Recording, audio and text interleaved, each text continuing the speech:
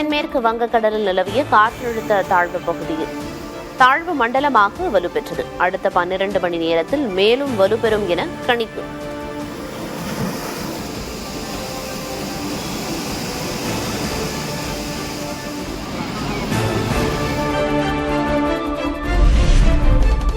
காற்றழுத்த தாழ்வு மண்டலம் நாளை இரவு புயலாக மாறும் என சுயாதீன வானிலை ஆய்வாளர் ஹேமச்சந்தர் தகவல்.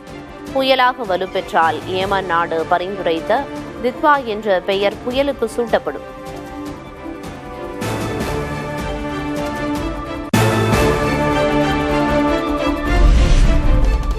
சென்னை, கடலூர், நாகை, புதுச்சேரி உட்பட 7 துறைமுகங்களில் 1ஆம் எண் புயல் எச்சரிக்கை கூண்டு ஏற்றம். பாம்பன், தூத்துக்குடி துறைமுகங்களில் 3ஆம் எண் புயல் எச்சரிக்கை கூண்டு.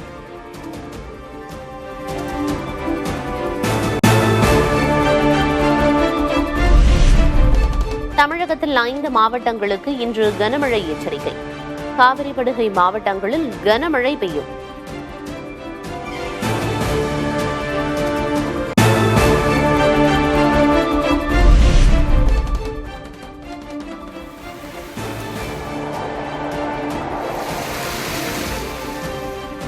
தஞ்சை, திருவாரூர், நாகையில் நாளை மிக கனமழை பெய்யும். காரைக்காலிலும் மிக கனமழை பெய்யும் என வானிலை ஆய்வு மையம் கணிப்பு.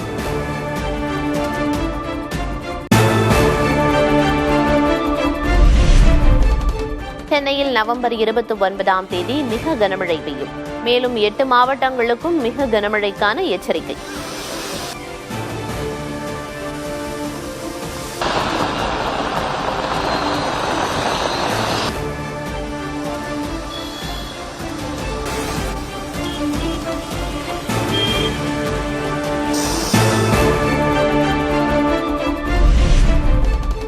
மாவட்ட ஆட்சியர்கள், உயர் அதிகாரிகளுடன் இன்று ஆலோசனை நடத்துகிறார் முதல்வர் மு.க.ஸ்டாலின்.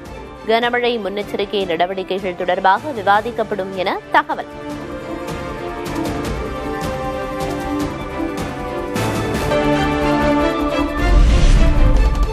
(2030) காமன்வெல்த் விளையாட்டுப் போட்டிகளை இந்தியாவில் நடத்துவதற்கு காமன்வெல்த் சங்கம் ஒப்புதல். இந்தியாவுக்கு உலகை வரவேற்க ஆவலுடன் உள்ளோம் என பிரதமர் மோடி மகிழ்ச்சி.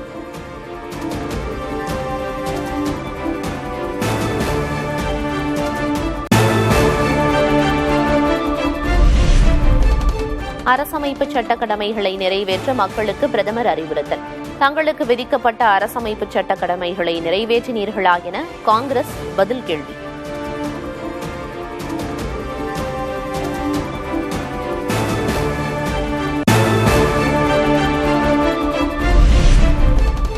எடப்பாடி பழனிசாமி ஒரு துரோகி என முதல்வர் மு.க.ஸ்டாலின் விமர்சனம். உண்மையான விவசாயியாக இருந்தால் நெல் ஈரப்பதம் குறித்து பிரதமரிடம் கோரிக்கை வைத்திருக்க வேண்டியதுதானே என்றும் கேள்வி.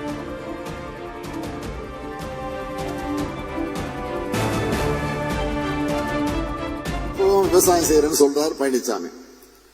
அவர் ஒரு துரோகி. ஈரப்பதம் தளவு தொடர்பான தமிழ்நாட்டின் கோரிக்கையை ஒன்றிய பாஜக அரசு நிராகரிச்சுட்டாங்க. பழனிசாமி அவர்கள் உண்மையான விவசாயம் இருந்தா என்ன செய்யணும், என்ன செஞ்சிருக்கணும்? தமிழ்நாட்டின் கோரிக்கை ஏற்கணும் பிரதமர் மோடி அவர்களே என்று ஒரு கோரிக்கையை சொல்லி இருக்கணுமா வேணாமா? ஈரோட்டில் தன்னை பற்றி முதல்வர் புலம்பியிருப்பதாக எடப்பாடி கே. பழனிசாமி சாடல். எல்லாவற்றையும் தாம் தான் செய்ய வேண்டுமென்றால் முதல்வர் எதற்கு என்றும் கேள்வி.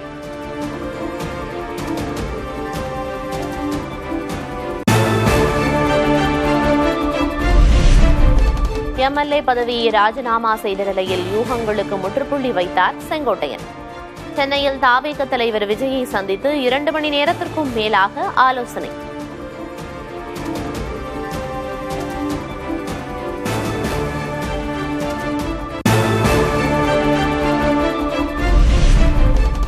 எம்ஜிஆர் காலத்து அரசியல்வாதியான செங்கோட்டையன் தாவேகவில் இணைவது உறுதி. அமைப்பு செயலர் பதவி வழங்கப்படும் என்றும் தகவல்.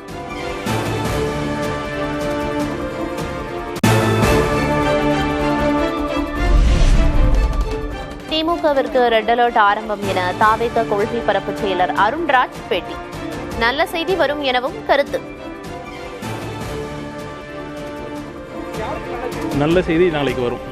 யாருக்கு நல்ல செய்தி? திமுகவுக்கா தாவேகாவுக்கா? திமுகவுக்கு ரெட் அலர்ட் ஆரம்பம்.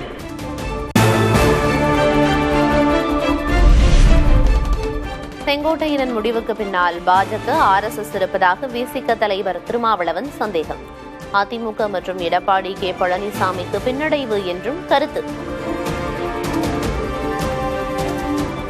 அவர் வெளியேறும் நிலை அதிமுகவுக்கு ஏற்பட்டிருப்பது எடப்பாடி பழனிசாமி அவர்களுக்கும் சரி, அதிமுகவுக்கும் சரி ஒரு பின்னடைவாகத்தான் இருக்கும். இதன் பின்னணியில் பாஜக, RSS ஆகிய அமைப்புகளின் கைகளும் நீண்டிருக்குமா என்கிற கேள்வியும் எழுகிறது.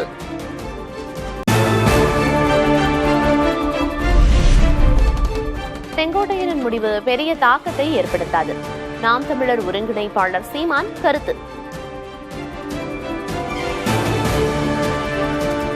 தமிழ்நாட்டில் ஒரு மூத்த அரசியல்வாதியாகவும் தலைவராக இருக்காங்க. இப்போ இன்னும் 2 மாதத்தில் தேர்தல் வரப்போகுது. இப்போ விலகிறதுலும் ஒன்றும் இதுக்காக ஒரு இடைத்தேர்தலோ ஒன்றும் பெரிய தாக்கத்தை ஏற்படுத்தாது. ஏன்னா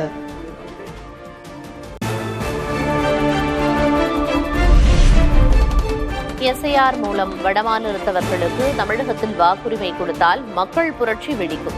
தேமுதிக பொதுச் செயலர் பிரேமலதா விஜயகாந்த் பேச்சு. எவனாவது வடநாட்டுக்காரங்களுக்கு இங்க வாக்குரிமையை கொடுத்து பாருங்க, தமிழக மக்களுடைய மக்கள் புரட்சி அன்னைக்கு வெடிக்கும்னு உறுதியா சொல்றேன்.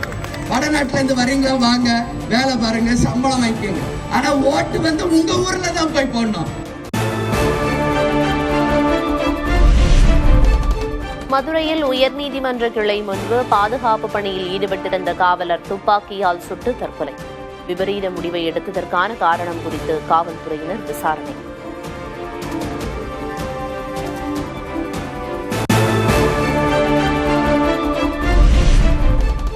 கோவை அருகே வனத்துறையால் பிடிக்கப்பட்டு காட்டில் விடப்பட்ட ரோலக்ஸ் யானை உயிரிழப்பு. ஓடையில் தண்ணீர் குடிக்க சென்றபோது வழுக்கி விழுந்து உயிரிழந்ததாக கண்காணிப்பு குழுவினர் தகவல்.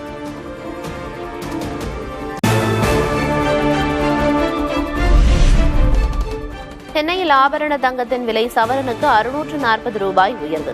ஒரு சவரன் 94,400 ரூபாய்க்கு விற்பனை.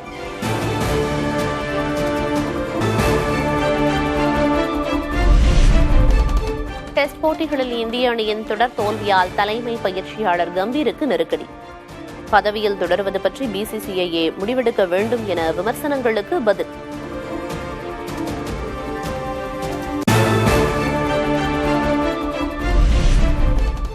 சபரிமலை ஐயப்பன் கோயிலுக்கு நாள்தோறும் சராசரியாக 1 லட்சம் பக்தர்கள் வருகை. கடந்த 11 நாட்களில் 10 லட்சம் பக்தர்கள் சாமி தரிசனம்.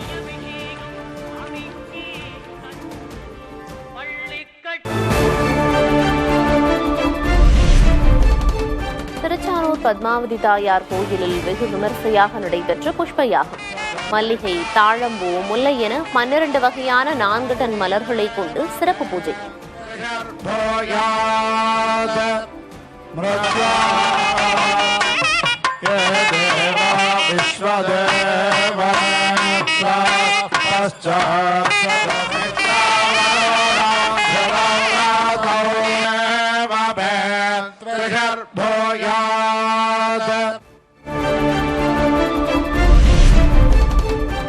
திருவண்ணாமலை அண்ணாமலையார் கோயிலில் கார்த்திகை தீப திருவிழா கோலாகலம்.